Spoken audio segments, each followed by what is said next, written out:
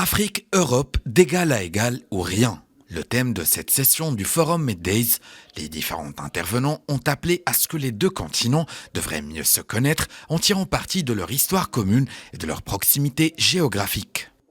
J'ai eu le plaisir, et comme vous allez pu le voir, de présider un panel de haut niveau, dédié cette fois-ci à la souveraineté économique africaine, mais également un deuxième panel qui était lié justement aux relations entre le Sud et le Nord, et particulièrement entre notre continent, l'Afrique, et nos voisins, et je dirais même amis européens. Parce que qui dit amis dit obligation de respect mutuel, et dit aussi obligation de prospérité mutuelle. Je pense que ça a été un débat riche, vif, avec beaucoup d'éléments, et je pense qu'également l'Afrique, surtout je peux parler qu'au nom de mon organisation, l'espace francophone, nous apportons pas mal de réponses à l'espace francophone, aux États membres,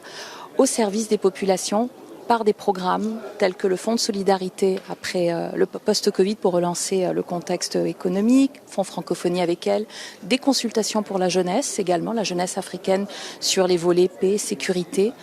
stabilité.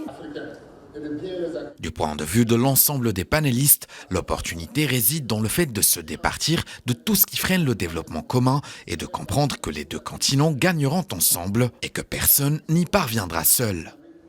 Et l'idée, c'était quand même de voir ce qui peut nous unir davantage que de ce qui nous divise. Le verre à moitié vide ou le verre à moitié plein. Partons du principe qu'il est à moitié plein et que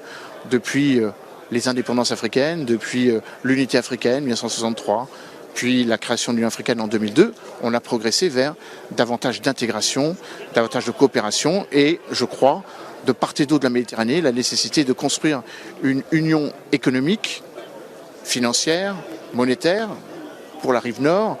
et de la même manière cette réflexion qui aujourd'hui est réelle avec la mise en place de la zone continentale de libre-échange. Rappelons que la 15e édition du Forum international Meddays se tient du 15 au 18 novembre sous le haut patronage de Sa Majesté le Roi Mohammed VI. Cette édition tenue sous le thème Polycrise, Polymonde réunit à Tanger plus de 200 intervenants de très haut niveau, parmi lesquels des chefs d'État et de gouvernement, des décideurs politiques, des prix Nobel, des chefs de grandes entreprises internationales et des personnalités internationales de premier plan autour de plus de 5000 participants venant de plus d'une centaine de pays.